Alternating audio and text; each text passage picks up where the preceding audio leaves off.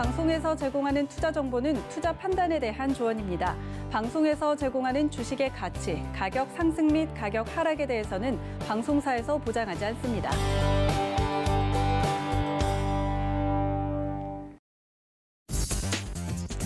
안녕하세요. 순간포착 매매 시그널 김성희입니다. 최근 시장의 모습이 확연히 달라졌습니다. 바이든 효과에 이 화이자사의 코로나19 백신 희소식까지 전해지면서 시장의 모습을 바꿔놨는데요. 어제 코스피는 0.2% 상승, 코스닥은 강한 차익 매물의 1.2% 하락으로 마감을 했습니다. 그간 주춤했던 컴팩트가 뜨고 그동안 수혜를 받던 언택트가 지는 모습이 나타났었죠. 이런가 하면 간밤에 뉴욕 증시도 역시 혼조로 마감을 했습니다. 기술주는 하락으로 나스닥 홀로 하락하는 모습이 나타났는데요. 오늘 우리 시장 어떤 시그널을 보낼지 서울경제TV 전문위원들과 함께 확인하시죠.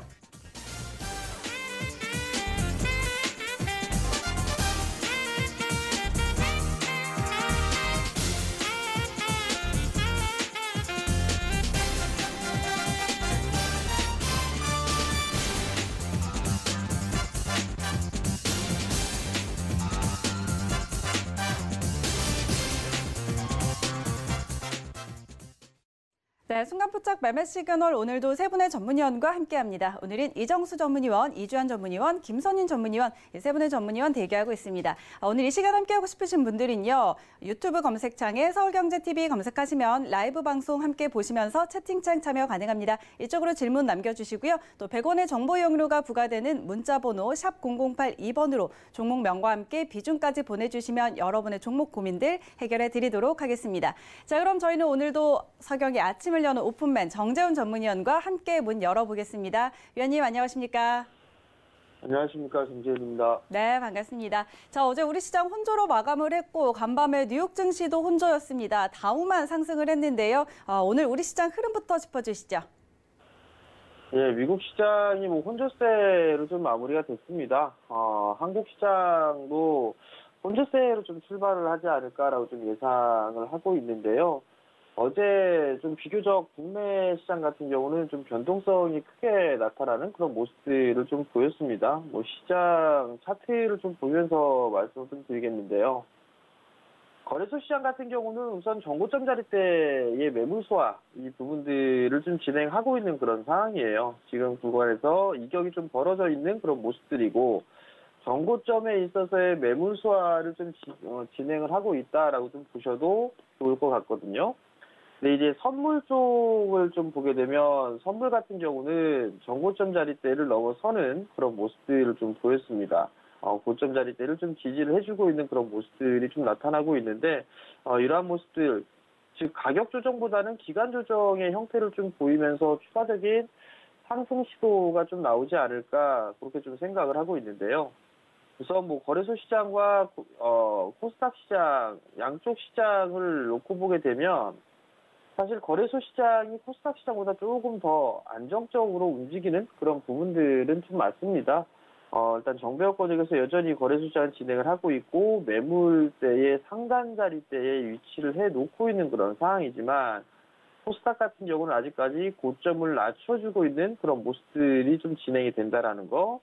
그렇다는 얘기는 코스닥 시장이 움직이기에는 조금 더 버거운 그런 모습들이 좀 나타날 수 있다라고 좀 보셔도 좋을 것 같고요. 특히나 코스닥 시장 같은 경우는 61선에 있어서의 저항을 계속 받고 있는 그런 모습들이에요.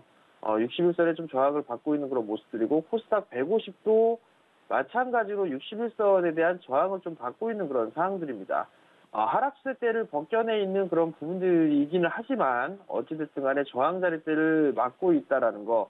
두 번째 부분들은 일봉상의 21선이죠. 21선의 방향성 자체가 아직 하방으로 좀 그려주고 있다라는 거. 그 부분들이 코스닥 시장에서 좀 부담 요인이다라고 보시면 좋을 것 같습니다.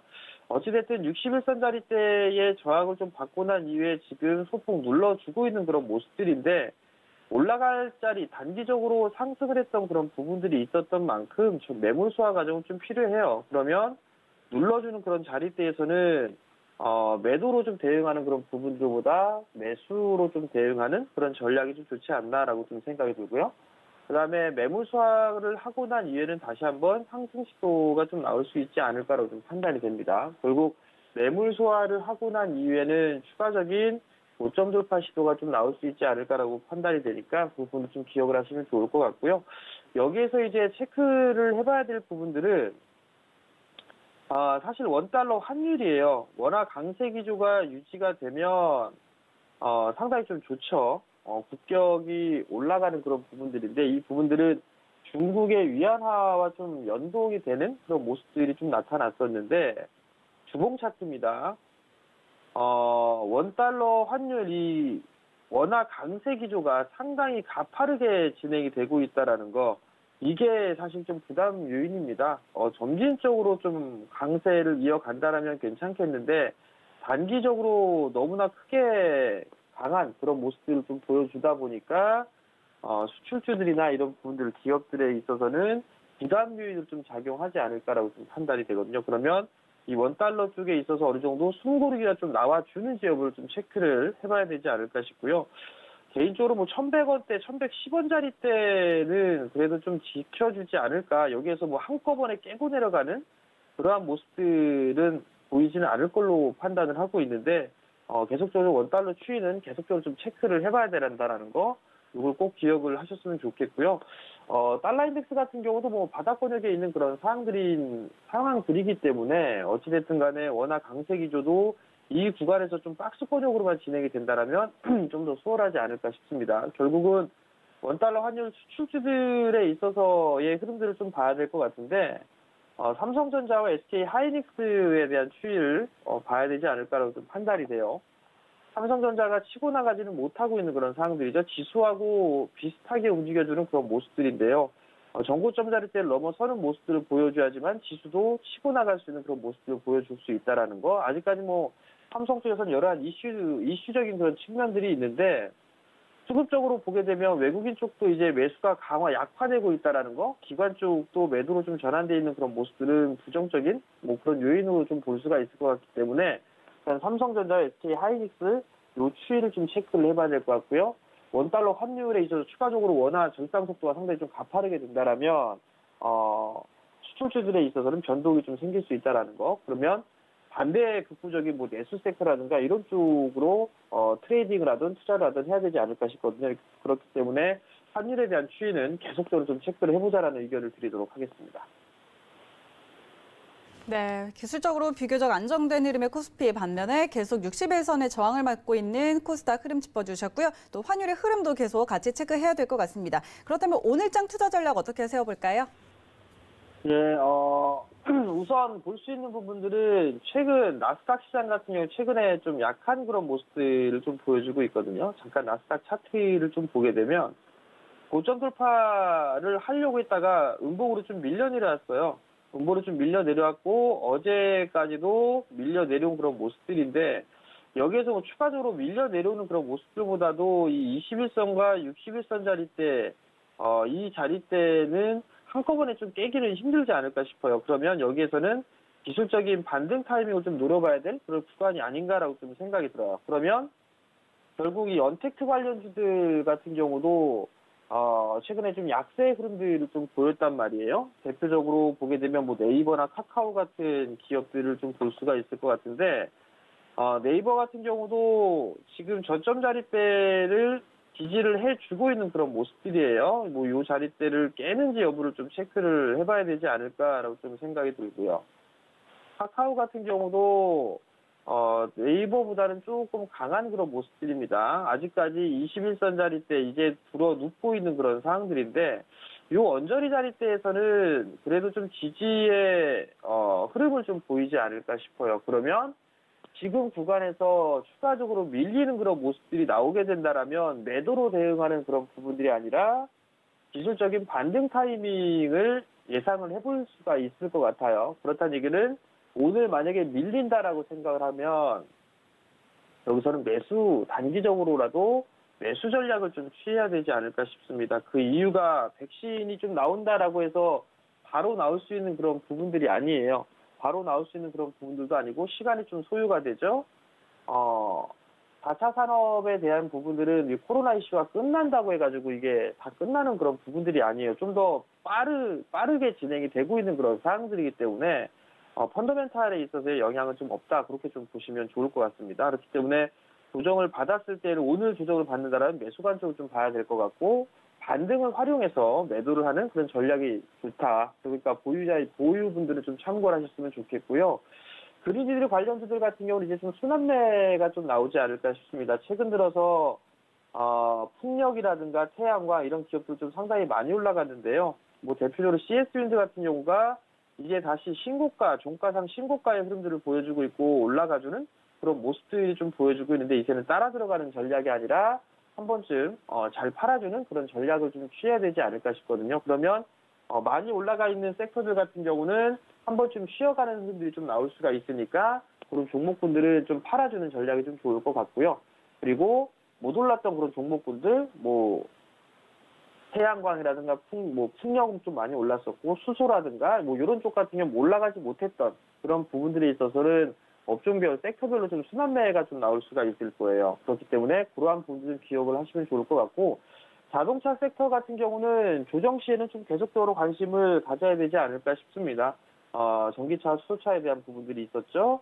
뭐 현대차, 기아차를 좀 볼 수가 있을 것 같은데, 현대차는 뭐 수령 과정을 좀 거치고 있는 그런 상황들이고요. 기아차 같은 경우도 나름대로 주가에 대한 흐름들, 신고가의 흐름들을 보여주고 있는 그런 상황들이고, 추세적인 상승이 좀 나와주고 있는 그런 상황이거든요. 그러면 부품주들도 따라갈 수가 있는 그런 상황들이에요. 대표적으로 보게 되면 뭐 현대 모비스 같은 경우도 길게 보게 된다라면 이런 종목군을 좀 봐야 되지 않을까라고 좀 판단이 되고요. 뭐 현대위아라든가 이러한 기업들, 현대위아 같은 경우 오늘 저 정고점 자리 때 돌파 시도가 나오게 된다라면 흐름들이 좀 나와줄 수가 있어 보여요. 그렇기 때문에 조정 시에는 좀 관심 있게 봐야 되지 않을까라고 좀 판단이 되고요.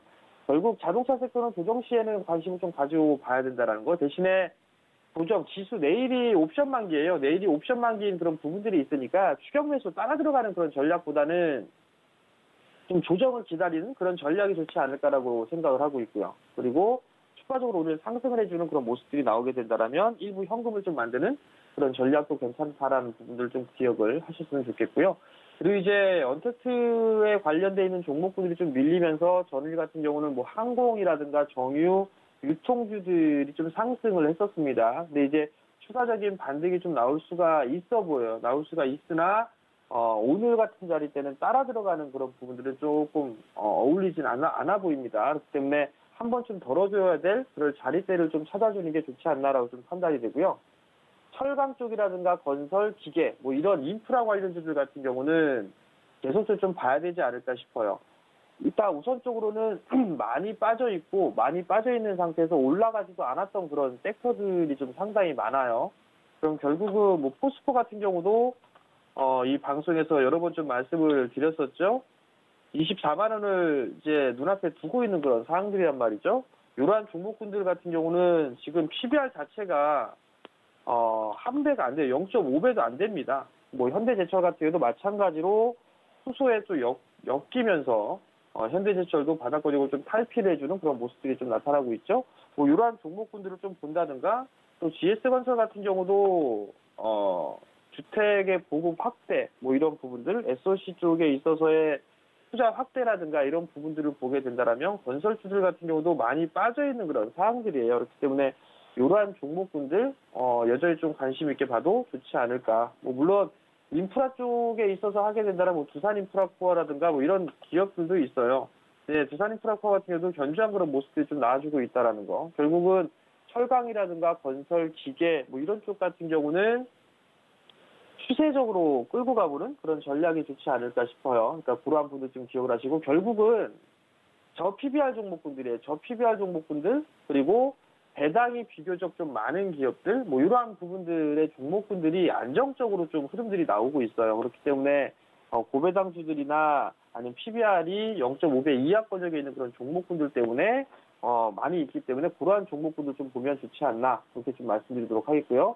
IT 섹터들 같은 경우는 소부장 쪽이죠. 조정 시에는 지속적으로 관심을 가지고 봐야 됩니다. 뭐 실적이 잘 나왔음에도 불구하고 못 올라가 있는 기업들이 좀 상당히 많아요. 원익 IPS 같은 경우도 최고 실적이 좀 나왔을 거예요. 그럼에도 불구하고 조정을 좀 받고 있죠. 올해보다 내년도의 실적이 더 좋을 거고 일회성이 아니다라는 리포트까지 나왔습니다.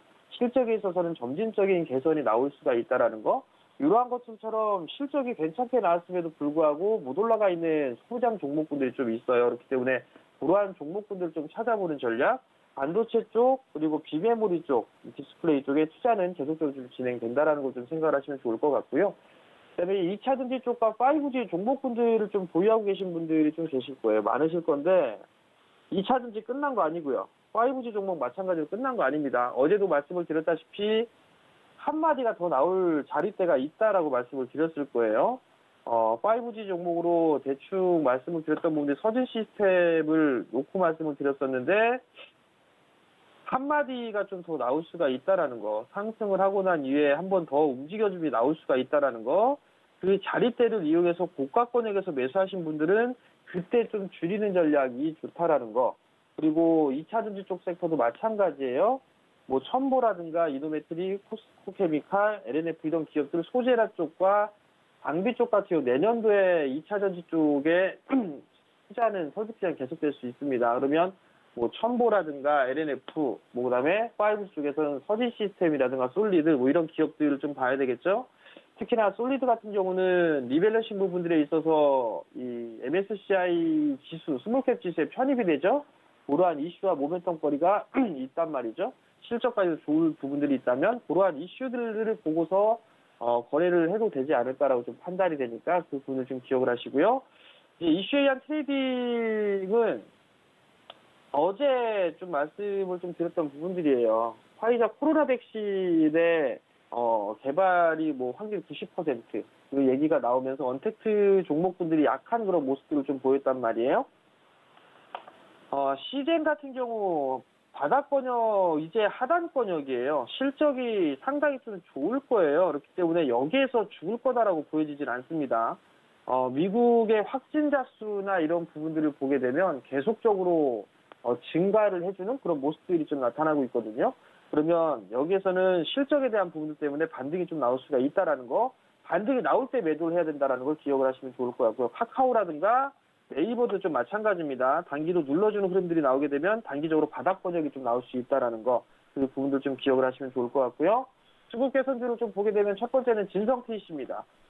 인프라 쪽에 있어서 수혜주로 분류가 되죠. 진성 TC를 좀 관심 있게 보셔도 좋을 것 같고요. 저 정고점 돌파 시도하게 된다라면 추가적인 상승이 좀 나올 수 있다라고 좀 판단을 하고 있고요. 또 두 번째 종목분들은 잠깐 수급을 좀 볼까요? 수급을 봐도 뭐 외국인 기관 양매수가 좀 들어와줬기 때문에 괜찮은 그런 상황들이고요. 그 다음 두 번째 종목을 보게 되면 두산바켓이에요. 두산바켓도 마찬가지로 인프라 쪽에 있어서 설비 수혜주죠.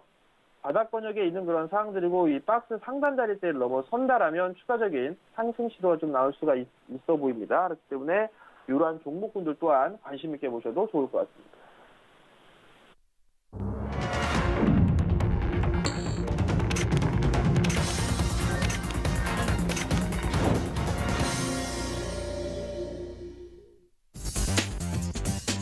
자, 11월 11일 수요일장 개장했습니다. 어제 우리 시장은 혼조로 마감을 했습니다. 코스피가 0.2% 상승하면서 2,450선 위로 올라섰고 코스닥은 1.2%가량이나 빠졌습니다.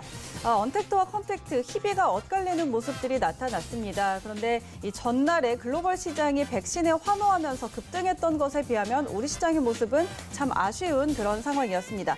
간밤에 뉴욕 증시는 백신의 기대감 조금 누그러들기는 했지만 그래도 굴뚝주는 상승하고 기술주는 하락하는 모습들 이어졌는데요. 과연 오늘 우리 시장은 어떤 모습으로 나타날지 코스피 시장부터 함께 확인하시죠. 네, 시총 1위부터 5위까지 지금 혼조 양상 보이고 있습니다. 삼성전자가 오늘은 강합니다. 그간 6만 원의 벽 시원하게 좀 뛰어넘지 못하고 있었는데 오늘은 1%가량 오르면서 6만 800원으로 시작합니다.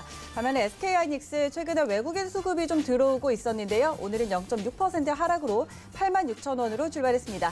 삼성 바이오로직스와 LG화학 현재 보합권이고요. 네이버는 0.7%, 어제 5% 하락에 이어서 오늘도 파란불 켜내고 있습니다. 28만 1천 원 지나가고 있습니다. 이어서 6위부터 10위까지 종목들 함께 확인하시죠. 네, 역시 혼조 흐름입니다. 삼성전자 우선주, 본주와는 좀 반대되는 방향 보이고 있고요. 셀트리온 어제장의 조정을 받았지만 오늘은 0.9% 오름세로 27만 9천 원 선 지나가고 있습니다. 현대차는 보합권, 삼성 SDI 0.9% 하락, 카카오도 어제 하락세 이어갑니다. 0.84% 하락입니다. 이어서 지수 함께 확인하시죠. 네, 양시장 방향이 갈렸습니다. 코스피는 어제 이어서 빨간불 이어가고 있고요. 0.37% 오름세로 2,462포인트까지 올라왔습니다. 코스닥은 0.06% 약보합으로 840선 지나가고 있습니다. 이어서 코스닥 시장 함께 확인하시죠. 네, 1위부터 5위까지 혼조입니다. 알테오즘만 홀로 파란불을 켜고 있고요. 셀트리온 헬스케어와 제약, 지금 그룹주들 오늘은 다시 빨간불 켜내고 있는 모습입니다. 시젠 어제 낙폭이 컸습니다. 백신 개발 소식에 이 진단키트 시젠은 외면을 받았었죠. 오늘은 1%가량 다시 반등하면서 25만 3천 원 선 지나가고 있습니다. 이어서 6위부터 10위 종목들도 함께 확인하시죠. 네, 역시 혼조입니다. 카카오게임즈 오늘은 하락입니다. 5만 원 선에 올라서자마자 다시 하락을 보였는데 어제에 이어서 오늘도 파란불입니다. 48,350원으로 출발하고요. 에코프로비엠 1.2% 하락하면서 148,600원으로 출발했습니다. CJENM 점진적으로 상승이 나타나고 있고 또 증권가 전망도 좋은 상황입니다. 0.15% 소폭 오르면서 13만 4,900원으로 출발합니다. 휴젤은 보틀렉스 수출액이 대폭으로 증가하면서 3분기 실적 잘 나왔습니다. 전년 동기 대비해서 영업이익 16% 증가 발표했는데요. 오늘장 1% 올려서면서 21만 7,300원으로 출발합니다.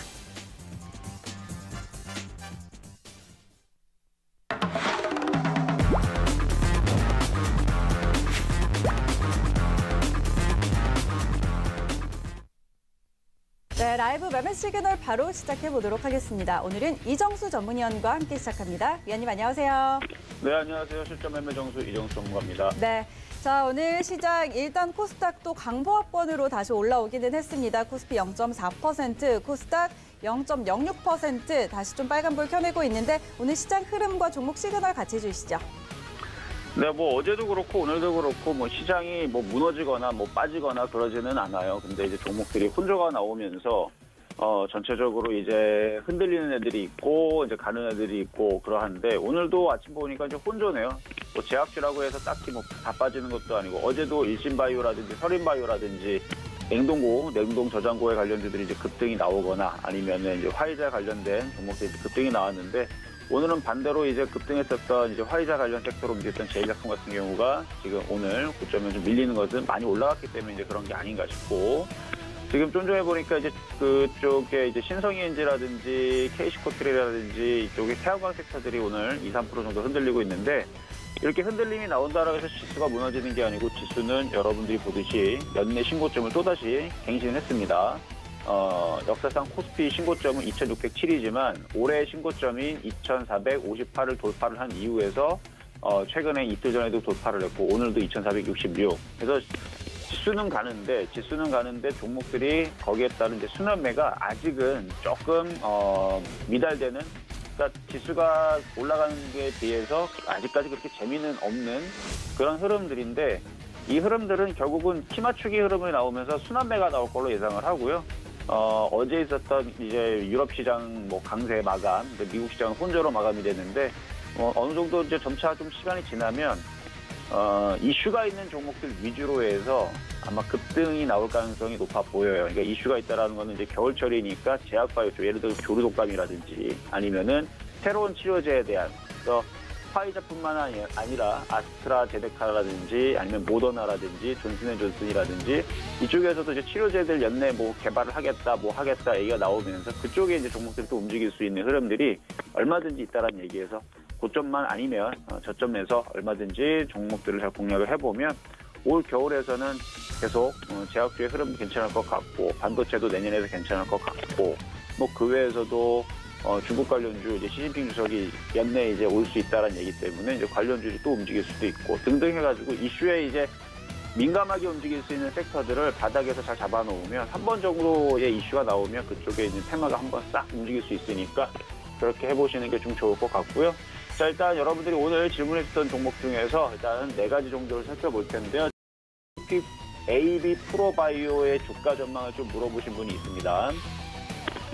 AB 프로바이오. 자, AB 프로바이오 어제 상한가를 갔어요. 어제 상한가를 간 이유는 이제 파우치, 그러니까 앤서니 파우치 미 국립보건원 산하에 있는 국립 알레르기 전염병 연구소 소장인데 그 소장의 이름이에요. 그래서 파우치라는 사람이 어제 모더나 코로나 백신에 대해서 기대를 하는 발언들을 하면서 이제 관련주들이 급등을 해주는 흐름을 보여줬는데요. 일단 모더나 관련주이면서 AB 프로바이오는 이제 아스트라제네카 관련주이기도 하고 그렇게 해서 움직이는 건데 기대감입니다. 제가 제약주들 올해 3월달, 2월달, 4월달에서 계속 얘기할 때 제약주의 치료제는 결국은 어떻게 될지 아무도 모른다. 실패할 수도 있고 성공할 수도 있는데 그 기대감에 제약주가 움직인다라고 제가 2월달, 3월달에도 이미 말씀을 좀 드렸고요. 그리고 나서 제약주들이 그 기대감으로 폭등을 했었습니다. 7월달, 8월달까지 다 폭등을 했었었고 지금도 마찬가지 기대감으로 움직여주는 거죠.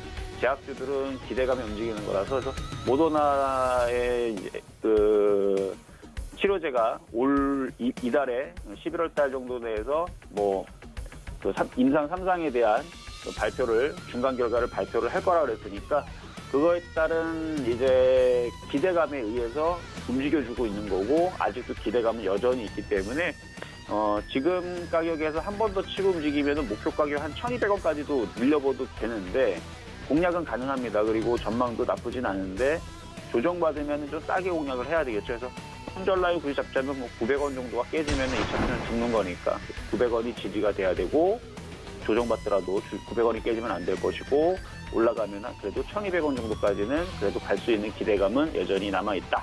이렇게 말씀을 드리도록 하겠습니다.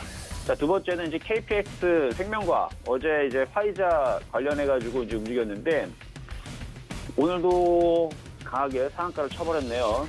자, 그 화이자 관련주 쪽으로 해가지고 사실 그렇게 부각이 되는 종목들 치고 연관이 확실하게 돼 있는 뭐 연골고리가 없어요. 거기에서 이제 뭐 한국 화이자 뭐 거기 이제 그 일을 했던 사람이 이제 뭐 대표이사로 왔다라든지 뭐 이런 식으로 해갖고 움직여버리는 경우들이 많은데 KPX 생명과학은 그나마 다른 거에 비해서는 이제 화이자에 독점 공급하고 있는 그 항생체 중간체 이제 EDPCL이라는 건데 좀 어려워요. 그렇죠? 뭐 여러분들이 EDPCL이라고 그러면 뭘 이게 뭐지 하고 할 텐데 그냥 그 국내 최초로 피베라 실린계 항생체의 중간체인 그런 거를 이제 개발을 해서 세계적인 이제 제약사인 화이자에다가 지속적으로 독점 공급하고 있다라는 소식이 알려지면서 요거 같은 경우는 실질적으로 뭔가를 납품을 하고 있거나 독점 공급을 하고 있는 부분들 때문에 얘는 그래서 이제 상한가를 가는 경우고 나머지들은 거기서 일을 했다가 왔다라는 이유로 해가지고 이제 움직이는 이제 그런 부분이라서 조금 틀립니다. 어쨌든 움직일 수 있는 이유는 된다라고 보고요. 지금처럼 상한가 계속 갈 때에서는 너무 많이 떴어요.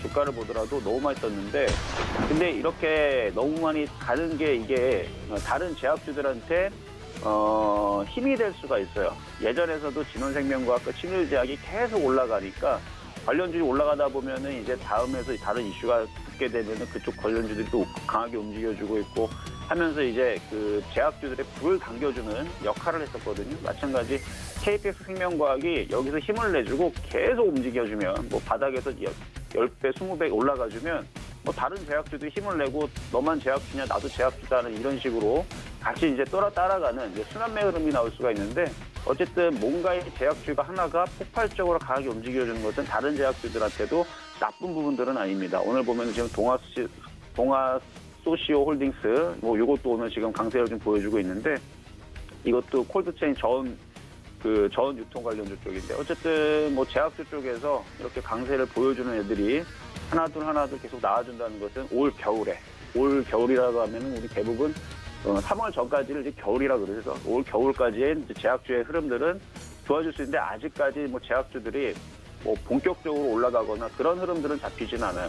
오늘도 보면은 코스피 지수는 잘 올라가는데 지금 코스닥 지수는 별로 그닥 그렇게 강하게 움직여주고 있지 않기 때문에 그래서 제약주의 흐름들이 모두 다 좋아지려면 저렇게 급등하는 애들을 제약주들이 뭐가 나와야 되고 이슈가 좀 터져줘야 되는데 아직까지는 이제 그런 흐름들은 조금 나오지는 않아서 그 부분이 좀 아쉽고 일단 차별화 흐름으로 계속 지금은 움직이는 것 같은 느낌. 그래서 차별화 종목으로 종목들만 움직이는 몇몇 종목들만 움직이는 흐름들이 지금 있네요. 그래서 혼조 양상으로 지수가 움직여서 어쨌든 KPX 생명과학의 주가는 뭐 그냥 계속 상한가를 이렇게 치게 되면 그냥 가져가면 됩니다. 그래서 2,500원이 25,000원 안 깨지면 보유하시면 되는데 요 신규 매수하는 것은 조금 무리가 있지 않을까라는 말씀을 드리고요. 자, 세 번째 시청자 질문 종목은 이제 라파스라는 종목 주가 전망에 대해서 물어보셨는데, 자, 라파스 같은 경우는 이제 화이자 코로나 백신 기대감에서 그 백신의 단점에 대한 부분에 해결책 부각을 등에 업고 어제 이제 강하게 움직였는데, 이제 마이크로니들이라고 해가지고 그 길이가 1mm 이하의 미세 바늘을 뜻하는 건데, 이게 이제 저도 정확하게 이게 뭐 기사를 내용을 보면은 이렇게 얘기를 해요. 화이자 백신이 초저온 70도에서 5일만 보관이 가능하기 때문에 대량 생산과 유통이 가능할지 의문이다. 전문가들이 이런 것을 분석을 해서 이를 해결할 수 있는 마이크로니들 세계 1위 업체인 라파스가 상승세다 이렇게 돼 있는데, 그 1mm 이하 미세바늘하고 이제 초저온 70도 이하, 80도, 70도에서 보관해서 운송해야 되는 부분들과 그게 대량 생산의 유통과 그거에 사실 저는 그 밀접한 관계에 대해서 기사를 보고 사실 이해는 되지는 않는데, 어쨌든 뭐 그렇다고 한답니다. 어쨌든 뭐 단점을 보완했다 그러는데, 뭐 그럼에도 지금 계속 그런 부분에 대한 이제 그 단점에 대한 얘기는 계속 나와주고 있어요. 일단은 화이자 백신이 뭐 영하 70도, 80도로 보관을 해야 되고, 그리고 5일 정도의 그 5일 동안 안에서 보관일 운송 이동이 이루어져야 되고, 이런 부분이 이제 어려운 부분들. 모더나도 마찬가지입니다. 모더나도 70도까지는 아니어도 영하 20도 정도를 유지를 하면서 7일 정도 백신을 보관을 해야 되는 부분들에 대해서 이게 과연 전 세계적으로 대량 생산과 보급이 가능할 건지 그런 것도 이제 따져봐야 된다는 얘기가 나오는데, 어쨌든 그런 얘기가 나오면서 관련 이제 섹터의 수혜주로 지금 라파스가 지금 얘기가 나왔으니까 차트만 보면은 뭐 좀 더 움직일 수 있는 모양은 맞아요. 차트만 보면은 지금 거래가 어제 많이 실렸고, 뭐 27,500원에서 3만 원 정도의 목표치는 충분히 줄 수 있는 모양인데, 일단 22,500원이 깨지면 안 되겠죠. 그래서 매매 공략은 가능하시다. 근데 제가 아무리 기사를 봐도 이거에 이제 저도 좀 다시 좀 살펴봐야 될 것 같은데, 고거하고 대량 유통 1mm 그 주사 바늘하고 대량 유통의 관계는 저는 몰라서 일단은 뭐 그렇다고 합니다. 어쨌든 올라간 이유는 백신의 단점, 화이자 백신의 단점을 해결책에 대해서 부각이 됐다. 뭐 이걸로 움직였는데, 어쨌든 차트적으로만 공략하시는 분들은 22,500원이 깨지면 안 된다 말씀을 드리고요. 자, 마지막으로 네 번째 소록스라는 종목에 대해서 질문을 주신 분이 있어요. 이거에 대해서 이제 주가 전망을 물어보셨는데, 소록스는 지금 보면 이게 신규주입니다. 신규주인데 많이 올라갔어요. 섹터는 LED 형광등 조명 관련주 쪽이고, 내용은 뭐 딱히 없습니다. 뭐 모든 신규 상장 회사들이 그러하듯이 뭐 앞으로의 뭐 실적과 앞으로의 뭐 세계적인 뭐 선도를 할 그룹이 될 것이다.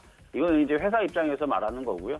어쨌든 LED하고 이제 형광등, 조명 이런 관련주인데, 원래 이게 신규주들이 그 처음부터 상장하자마자 치고 가거나 치고 간 다음에 치고 가지 못하면 다시 빠지는 경우들이 많습니다. 그래서 일단은 손절 라인은 3만 원 정도로 잡으시면 좋을 것 같고, 이미 많이 떴기 때문에 원래 신규주들이 뜬 상태에서 매매하기가 굉장히 어려워요. 그래서 목표 가격은 43,000원으로 두시되, 이거를 가지고 있는 분들은 보유는 되지만 3만 원이 깨지게 되면 그때는 차익 실현하거나 접근을 안 하시는 게 좋을 것 같고, 뭐 딱히 뭐 이 종목에 대해서 뭐 호재라든지 뭐 악재는 없으니까 매수하는 분들만 조금 관망에 대한 말씀만 좀 드리도록 하겠습니다. 네, 이정수 전문위원의 종목 시그널 함께 하셨고요. 오늘은 또 이정수 전문위원 수익률에 도전하는 날이죠. 포트폴리오부터 함께 확인하시죠. 네, EM코리아 7.4%의 수익률 내고 있습니다. SDN 57%나 수익 내고 있고요. 지금 58%에 달하고 있습니다. 이건산업도 25% 넘는 수익률 기록하고 있습니다. 다음 종목들 함께 확인하시죠. 네, 주성 엔지니어링이 5.5% 수익, 그리고 휴온스가 6.7% 수익. 그렇게 해서 지금까지 총 누적 수익률이 352% 넘어가고 있습니다.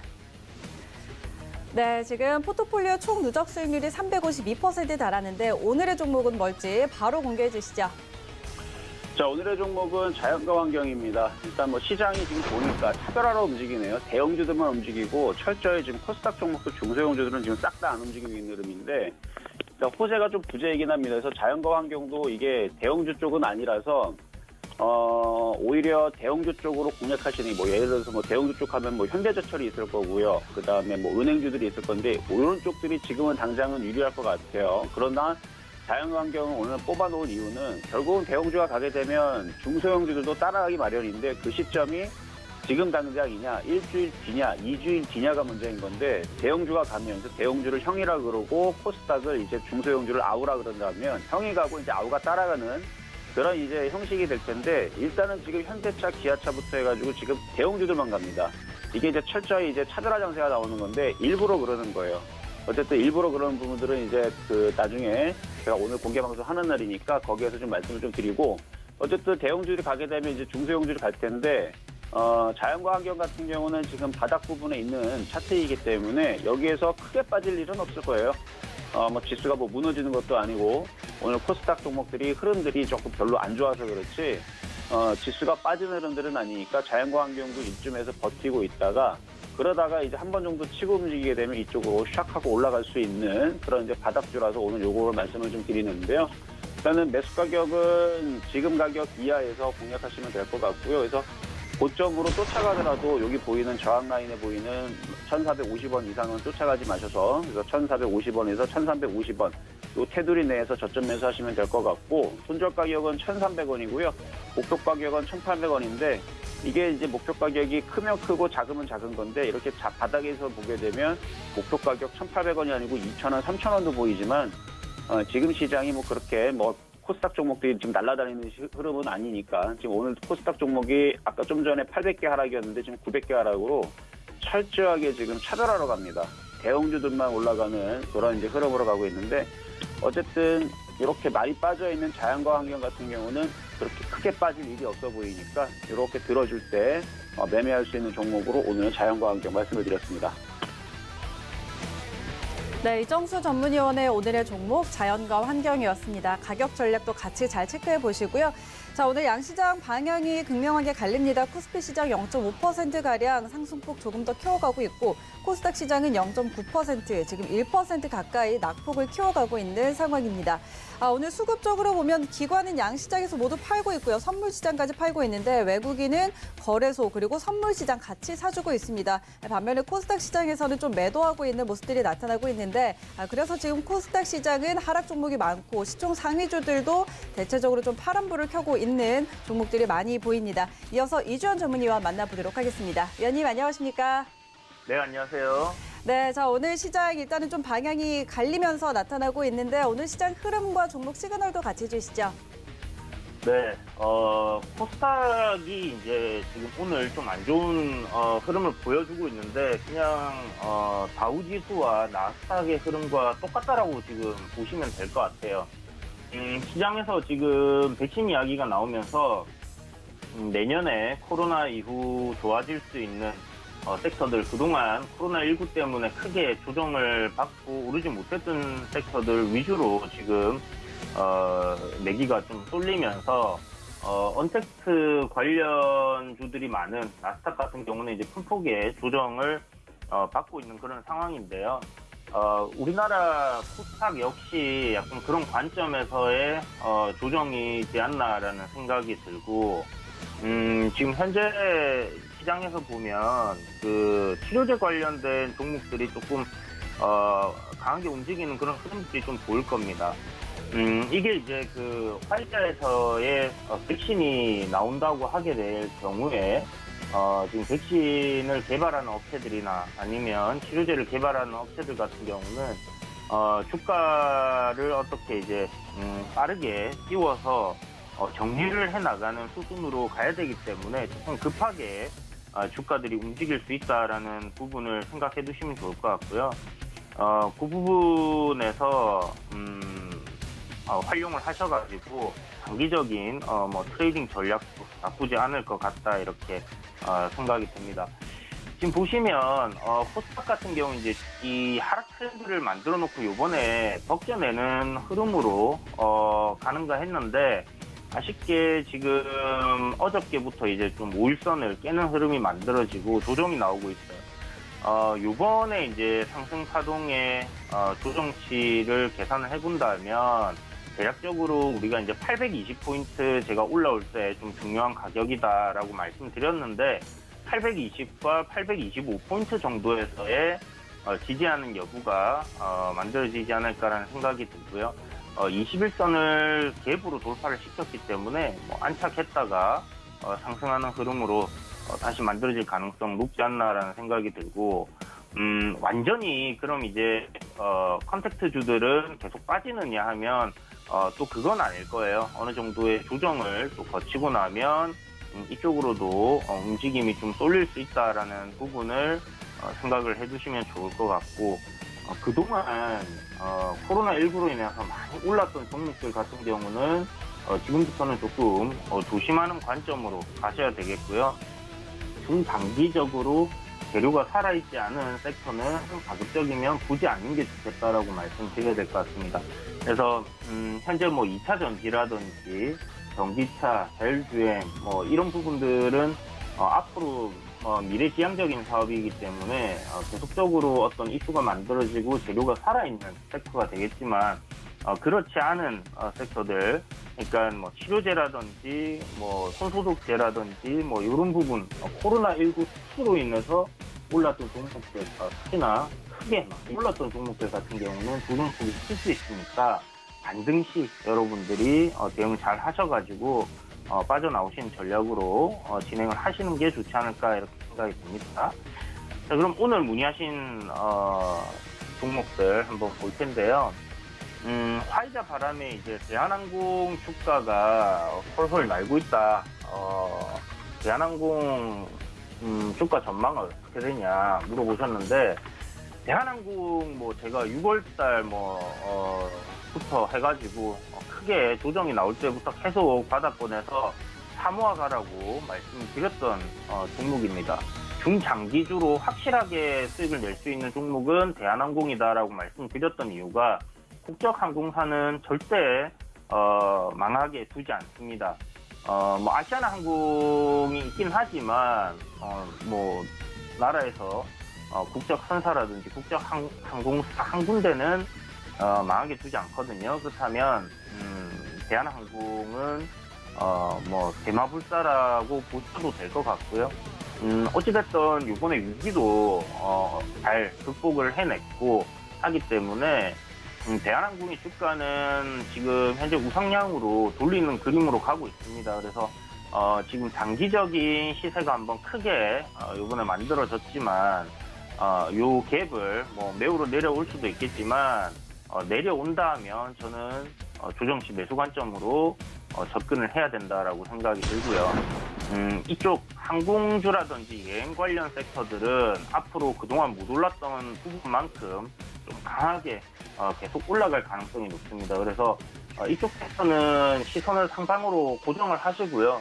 조정이 나오면 얼마나 싸게 살 수 있을지를 생각을 하시면서 급할 거 하나도 없으니까 천천히 비중을 갖다 분할로 모아가시는 전략 취하신다면 아마 내년에는 좀 괜찮은 시세를 누릴 수 있지 않을까 이렇게 생각이 됩니다. 그래서 내년 시장 상황에 대한 기대감이 이미 주가에 반영이 되기 시작을 했다라고 생각을 하시면 될 것 같고요.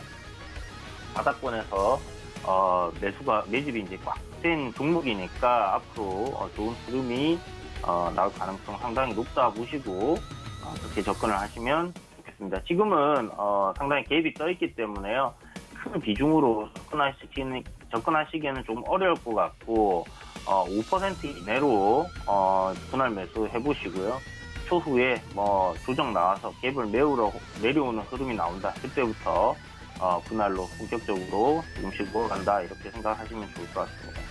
자, 두 번째 문의 주신 부분인데요. 백신 개발 기대감에 정밀주들이 이제 급등을 했어요. 역시나 뭐 똑같은 이유죠. 코로나 이후에 포스트 코로나에 그 전체적인 이제 우리 석유를 좀 지속적으로 소비가 늘어나지 않을까라는 기대감에 지금 상승을 하는 그런 모습을 보여줬는데요. 최근에 뭐 한 45불까지 올랐다가 또 33불까지 WTI가 이제 빠졌다가 지금 다시 한 40불대 위로 올라왔습니다. 정유주들도 뭐 바닥권에서 계속 사고가 놓으면 좋다라고 말씀드렸던 종목 섹터인데, 어찌됐든 지금 셰일가스 부분이 구조조정이 어마어마하게 일어난 부분이 있습니다. 중소형 셰일가스 업체들이 굉장히 텍사스 쪽에 많았는데요. 이 기업들이 거의 대부분 도산을 하고, 지금 이렇게 망해가는 회사들을 인수하는 업체들이 메이저 정유사들이에요. 그래서 결국은 이쪽 이제 셰일가스 쪽도 큰 메이저 회사들이 이렇게 재편을 하게 되면 유가를 좀 조정을 할 가능성이 높다라는 생각이 듭니다. 지금 뭐 해운주들도 게임이 끝나고 나니까 뭐 컨테이너 운임료가 정상화되듯이 이런 식으로 유가도 어느 정도의 그 셰일가스 내에서의 구조조정을 한번 겪고 나면 메이저 회사들이 유가를 관리를 해줄 가능성이 상당히 높다라는 생각이 들고요. 물론 이제 신재생 에너지 이쪽으로 우리가 가야 되는 그런 상황이긴 하지만 뭐 여전히 지금 주가는 좀 과도하게 빠져 있는 부분이 아닌가라는 생각이 들고, 추가적인 상승 여력은 아직 좀 더 남아있지 않나 생각이 듭니다. 그래서 한 10% 정도의 추가 상승 여력이 있다라고 생각을 하시고, S오일도 조정 시 매수 관점, 그리고 약간 더딘 종목이기 때문에 중기적인 관점으로 그렇게 접근을 해보신다면 나쁘지 않겠다, 이렇게 말씀드리겠고요. 자, 다음 종목은 노람풍선인데요. 노람풍선 여행 관련주죠. 좀 전에 대한항공 설명드리면서 말씀드렸던 부분들과 거의 동일하다라고 생각하시면 될 것 같고요. 이미 기대감으로 상승 흐름이 굉장히 잘 나와주고 있었고, 강하게 시세가 나왔지만 여기서 끝이 아니라고 생각이 들고요. 우상향 흐름을 계속 이어갈 가능성이 상당히 높다라는 생각이 듭니다. 그래서 한 차례 정도의 조정폭이 나올 수는 있겠지만 뭐 2만 원대 안으로 내려온다면 매수 관점으로 접근을 해볼만 하다는 생각이 들고, 여행 관련주들은 너무 길게는 보지 마시고요. 한 6개월 정도 그렇게만 보시면 좋을 것 같습니다. 자, 그리고 마지막 문의 주셨는데 MS 오토텍 어떠냐고 물어보셨어요. MS 오토텍 제가 요거 추천주로 드렸었죠. 한 11월 초에 저점 부근에서 이렇게 매수 신호를 드렸던 종목인데, 사실 여러 번 매매를 좀 했던 그런 종목입니다. 자주 수익을 주는 그런 종목이고요. 지금 보면 역사적인 뭐 신고가라고 해야 될까요? 역사적인 신고가까지는 아니네요.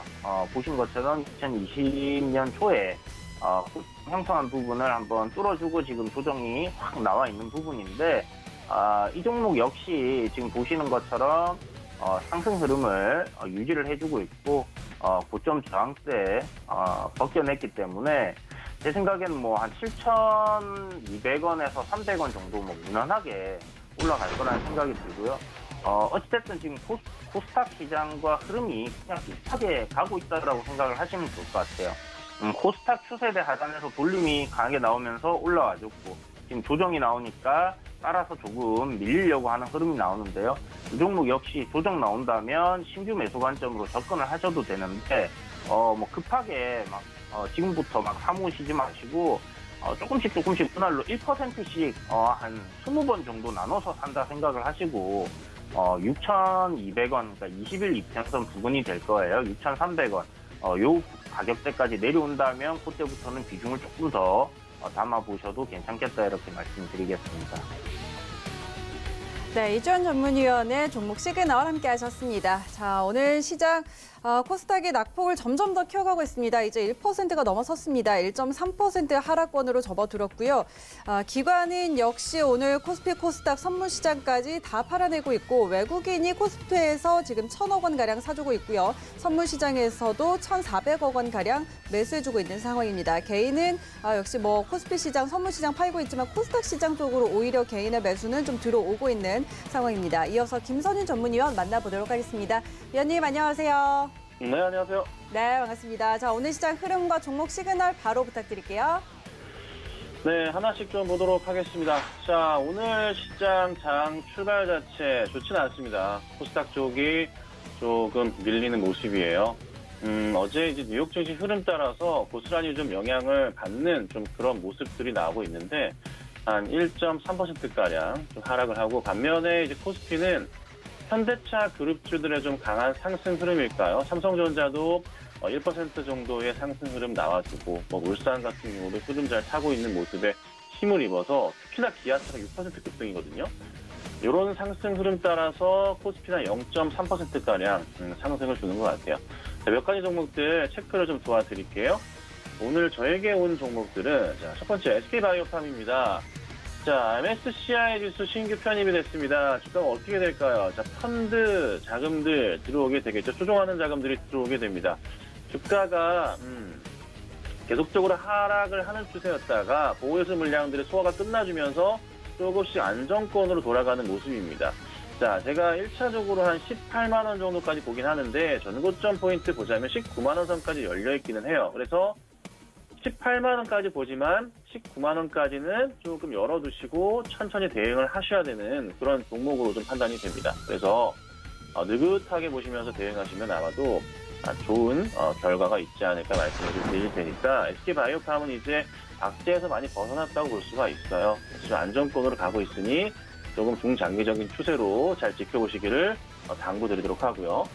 자, 그 다음에 SK케미칼인데요. 이 종목을 제가 9월 초에 추천을 드렸더라고요. 9월 날짜는 기억이 안 나는데 9월 10일 날 아침에 추천드렸고 수익률이 약 한 45만 원 기준으로 한 40%가량 되는 것 같아요. 근데 제가 항상 말씀드리지만 방송 종목은 2에서 3% 아니면 많으면 5% 보시라고 말씀드리고 있죠. 네, 이게 왜 그러냐면은 지속적인 리딩이 안 돼서 그래요. 근데 이제 가족분들은 SK케미칼 보유하고 계신 분들이 많아서 추천은 안 했지만은 방송상으로는 했지만 리딩은 끝까지 해드렸어요. 그래서 최근에 이제 조금씩 정리를 하고 계시는 그런 상황입니다. 그래서 저는 43만 원 이탈한다면은 그때는 조금 주의가 필요하니까 43만 원 이탈 시에는 그때는 수익 실현하셔서 현금 확보를 하신 다음에 다른 종목으로 대응을 하시는 게 어떨까 이렇게 정리해 드리도록 할게요. 자, 그 다음에 알테오젠도 그렇고 보령제약도 그렇고 이게 이제 일라이 릴리 관련으로 좀 엮여 있는 그런 종목들인데 우선은 알테오젠 같은 경우 흐름이 썩 좋지는 않아요. 네, 좀 많이 밀려 내려왔지만 여기서 추가 하락이 더 나온다면은 오히려 매수할 수 있는 그런 좀 구간으로 넘어가는 상황이라 개인적인 판단은 현 구간대에서 한 번 더 내려온다면은 매수 대응하셔서 좀 반등 노리시고 나오시는 게 어떨까 싶기도 하고요. 자, 그 다음에 이제 보령제약 같은 경우도 오늘 시가가 굉장히 출발이 높았지만 내려오는 모습. 그러니까 최근에 보령제약 흐름 보면은 시가 출발이 높은 경우에 좀 떨어지는 경향들이 있어요. 그러니까 윗꼬리 자체가 좀 많거든요. 그래서 이런 포인트가 조금 보령제약 입장에서는 좀 부담스럽거든요. 그래서 아마 바로 좀 밑으로 좀 떨어져 버린 그런 포인트가 있는 것 같아요. 그래서 조금은 주의가 필요하지 않을까 말씀드리지만 15,500원 정도 이탈하지 않는 이상은 상승 추세로 이어갈 수가 있습니다. 그래서 15,500원 구간만 조금 조심하셔서 대응을 하시면 좋은 결과가 있지 않을까 그렇게 좀 말씀을 좀 드려보도록 하고요. 그 다음에 진원생명과학 질문인데 짧게 볼게요. 진원생명과학은 사실 이거는 개인 투자자분들께 추천을 드리지 않습니다. 절대 사시면 안 되는 종목이고요. 주가가 이 종목 자체가 흔들림이 원체 커요. 그래서 매매 대응이 잘 안 되실 거예요. 그래서 사지 마시고 차라리 다른 종목으로 보시는 게 좋아요. 제가 그저께 추천드렸던 뭐 삼성중공업 벌써 날아가고 있잖아요. 그러니까 또 다른 종목 제가 잘 준비해서 드릴 테니까 아침 방송 잘 시청하셨다가 좋은 결과로 또 계좌에 좋은 수익으로 나시면 어떨까? 이렇게 정리해드리도록 하겠습니다.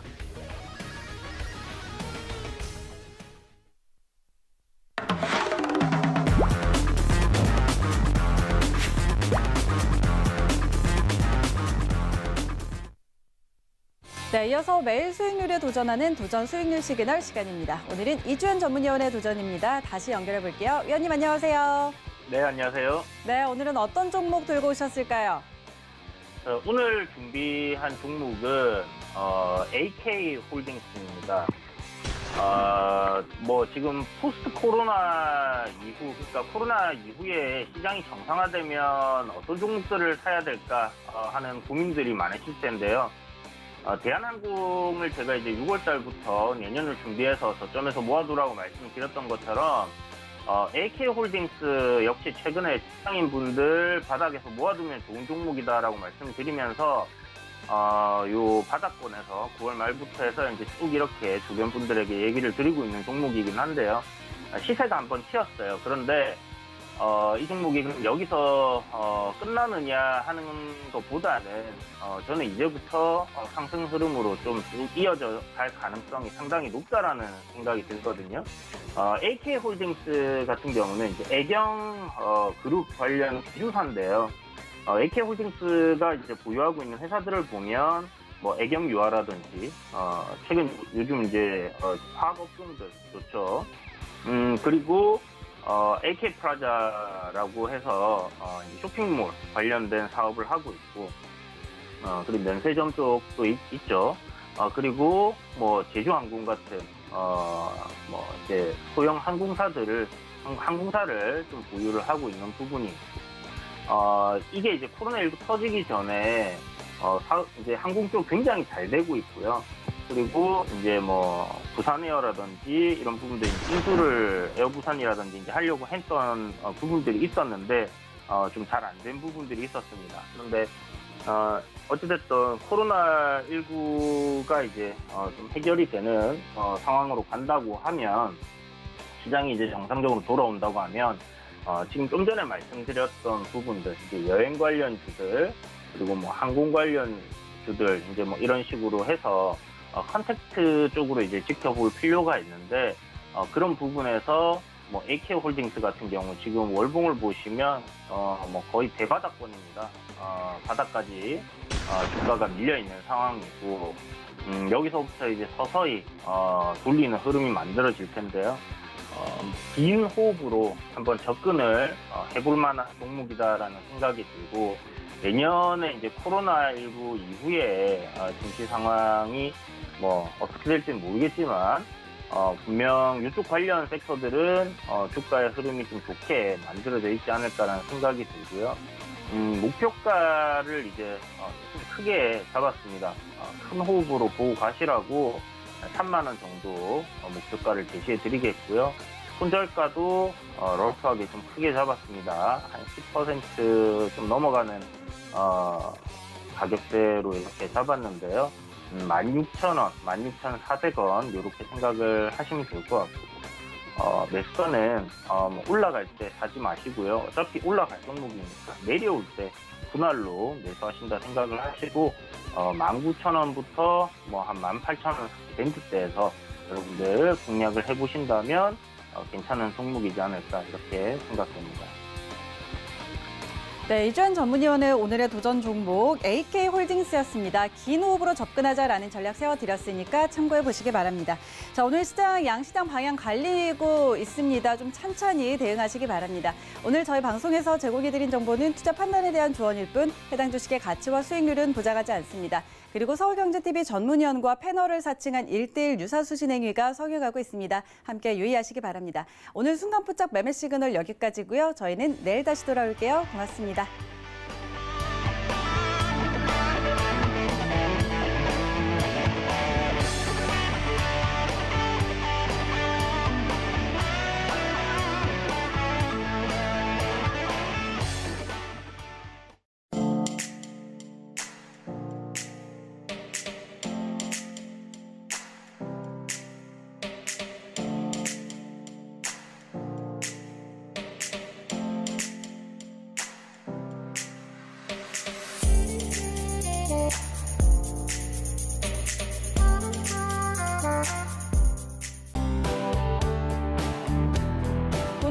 방송에서 제공하는 투자 정보는 투자 판단에 대한 조언입니다. 방송에서 제공하는 주식의 가치, 가격 상승 및 가격 하락에 대해서는 방송사에서 보장하지 않습니다.